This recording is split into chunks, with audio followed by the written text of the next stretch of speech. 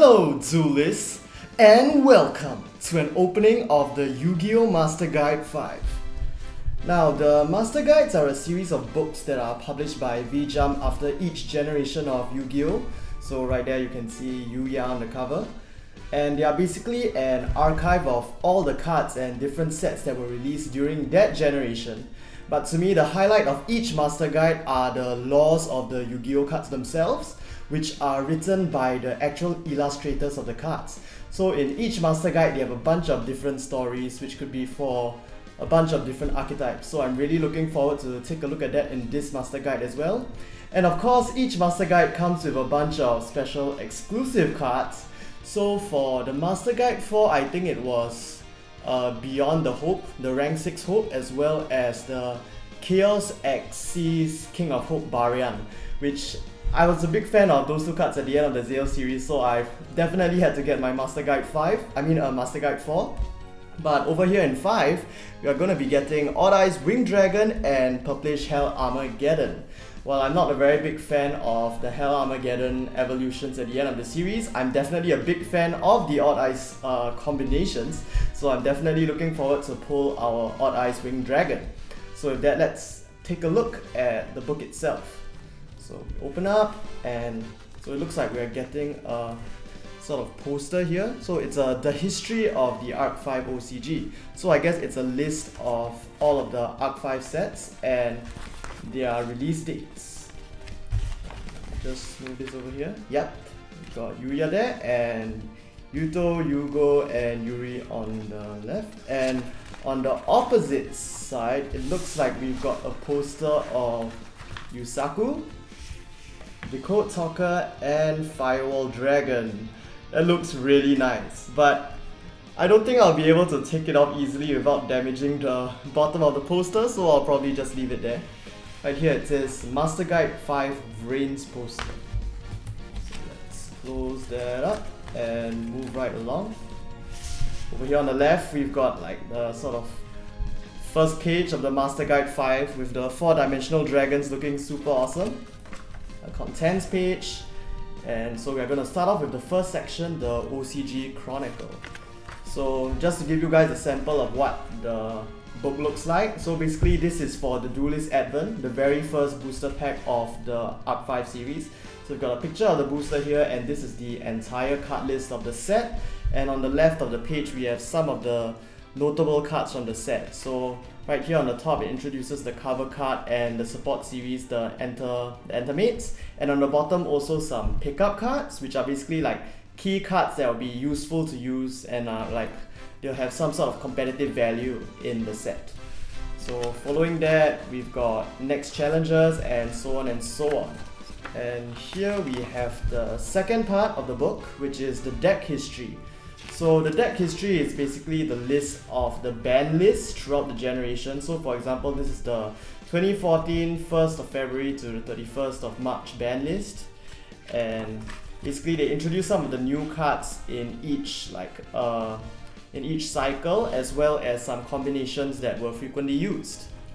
And so on and so on. So more of the ban lists.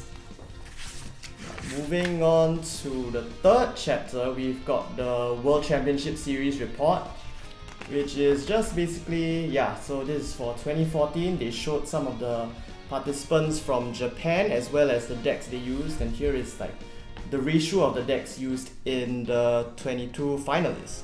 So for example, over here they are saying that of the 22 there are 6 gear users, 5 Infinity, 2 Bujins, 2 Mermails, and 7 others. So 2014, we have some data for the Youth Championship as well as the winners and the winners decks. And then 2015, moving along. So chapter 4 here, we have the OCG Rule Guide, which is probably especially important in Master Guide 5 because, let's look at Yusaku here. They are introducing the new Master Rules with the introduction of the extra monster zones. So this is probably like the most comprehensive guide to all the rules there are. I mean, other than the rule books that come with the structure decks, of course. And of course a Q&A about how some old effects now interact due to the presence of the extra monster zone and stuff like that. And now, the part that I've been waiting for, Chapter 5, Monster Story. Ooh, alright. So right off the bat, we get the Naturia Grade 3 with Sophia here. And from this graph, I think for those of you who are familiar with Yu-Gi-Oh laws, you already know that this has all to do with the Duel Terminal storyline. So this is probably the sequel to the original Duel Terminal storyline. Of course, we see like the remains of the Sacred. Wait, what are they called in English? The Constellas, yeah, the Constellas. In Japanese, they are known as the Sacred. So this is a continuation. And here we have the Yang Zing appearing. And on this page, the Shadoll. And over here, we can see the Tellaknights as well.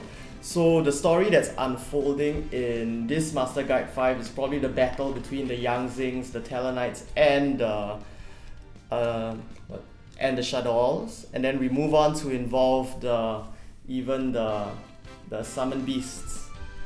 And here we see some Qliphots appearing, as well as Infernoids, yep, and the the Necros as well. And here the story develops even further with more El Shadolls and finally the arrival of the Zephyra or the Sephira, whatever you call it in the TCG. And Infernoid Tierra over there, finally transforming into the god Tierra itself. And it looks like that's the end of the story. So this looks like the story is going to cover from the very first booster, the start of the Arc-V OCG from Duelist Advent with the introduction of the Yang Zings, the Shadolls and the Tellaknights up to the halfway point. I can't remember exactly which booster, but basically before the appearance of the Draco Slayers and the Draco Knights, and basically that second story arc with like the Ignites, the Magispectors and the Dino Mist. So it's all in Japanese, but I'm going to translate this entire duel story and hopefully upload it as a video to share this entire story with you guys. So do subscribe if you'd like to take a look at that and look forward to it in the future. Hopefully I'll get it done by the end of this week, but no promises. And up next, the final chapter, I think, we have chapter 06, which is the all card list, which is basically just a black and white list of every single card that appeared in this generation. And of course, here we have it. Finally, to end things off, our Odd Eyes Winged Dragon and Purplish Hell Armageddon. So let's cut these guys out of their shells. Wait. Let me just make sure where the cards are so I don't accidentally cut them, because that would be a nightmare.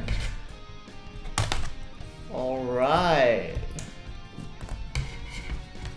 Now that these are open, we can... Oops, they are a bit tight.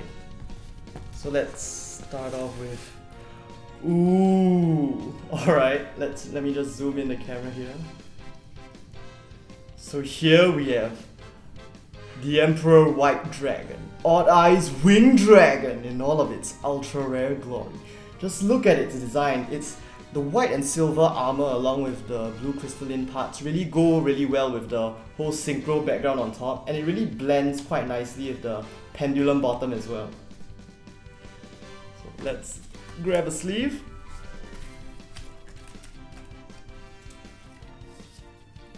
Nice. And now for our second card. Oops, don't want to damage it. Aha! We have DDD Superdeath King, Purplish Hell Armageddon. So while I'm not a very big fan of these DDD evolutions, actually I would say at least the artwork is pretty badass. Especially for this one. I think this one would be my most favorite compared to the other two in the series. So let's leave it up. Although I'm not a very big fan of the pendulum summoning mechanic, these two cards seem to be more of like a how do I put this? They are not in the pendulum zone to do pendulum summons, but rather they act as continuous spells with very beneficial effects. So for example, for Odd Eyes Winged Dragon, once per turn you can make, when one of your monster battles, you can make it absorb the attack power, gain the attack power of the opponent's monster. So like, even if you're not using a pendulum deck, you can just use him in a synchro deck, and once he's destroyed, he'll go into one of your pendulum spell trap zones, and then it'll give like your entire deck a powerful boost for the rest of the game. And the same goes for Purplish Armageddon, although his is only for DDD decks. So they are quite interesting support cards in their own right. So if you guys enjoyed the video, don't forget to give a like and maybe a comment on which of the two Master Guide 5 cards is more of your type, although I have a feeling the answer will be much more in favor of this guy. And do subscribe for further Yu-Gi-Oh videos. Up next, we are going to have a booster box opening of the Duelist Pack Legend Duelist, which contains a lot of GX fan service, and that will be coming out on the 3rd of June. So do look forward to that as well. And with that, see you guys in the next Yu-Gi-Oh video.